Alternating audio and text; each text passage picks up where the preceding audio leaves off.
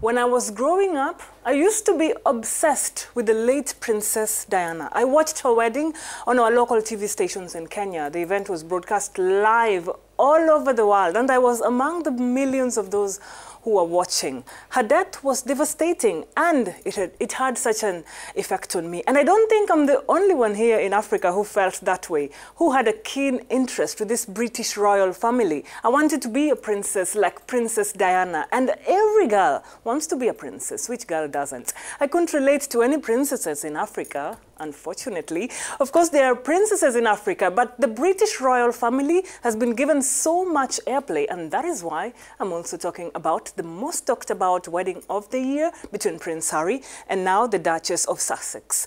It took place on Saturday, and what an event it was. Absolutely beautiful. What was expected and which received live coverage from media houses all around the world. I think it's great.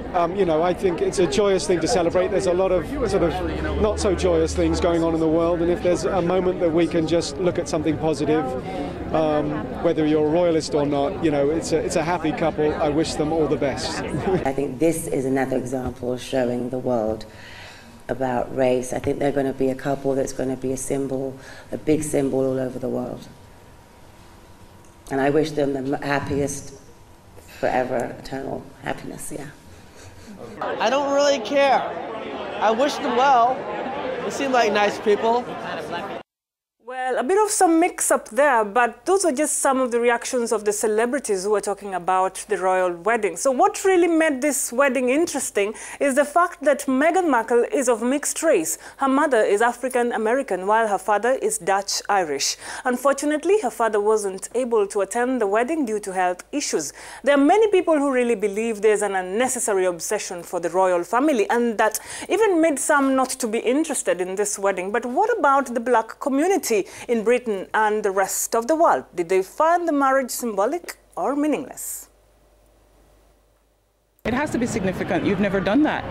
I mean, I'm not much for the monarchy, but insofar as it's representative of a culture, your culture, then cultural signifiers are important, and that's never happened. The fact of someone black being married into the royal family represents a widening and a diversity and an inclusion that it's never had before. You know, it shouldn't be a major issue, but it kind of is, because this is like never really happened before. So it's like the first the wedding of its kind, I guess. So it's definitely exciting. It's definitely something different.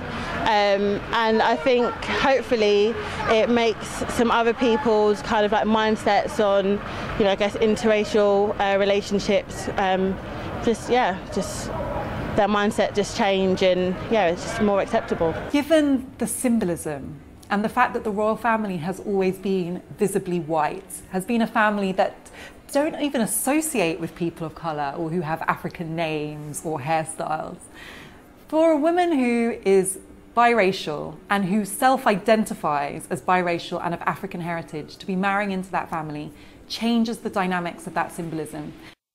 The black community all around the world was obviously excited about this wedding, especially during some of the highlights of the event. Bishop Michael Carey's sermon, which was fire, and the cellist, and of course the performances of the Kingdom Choir from the West End Chapel. There's power in love.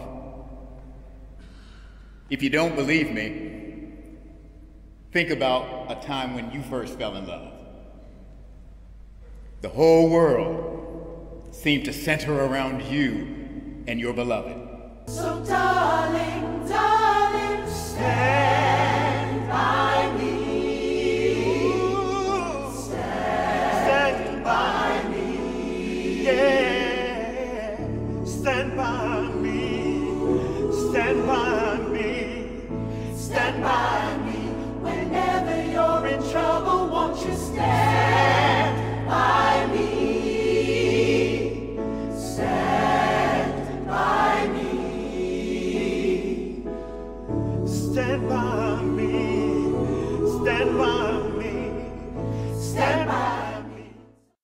That was the royal wedding, and maybe, just maybe in future, who knows, it could be an African joining the royal family. I urge you to keep an eye on that in the coming years. But I'm afraid time won't allow me to go on, but have a fantastic week ahead.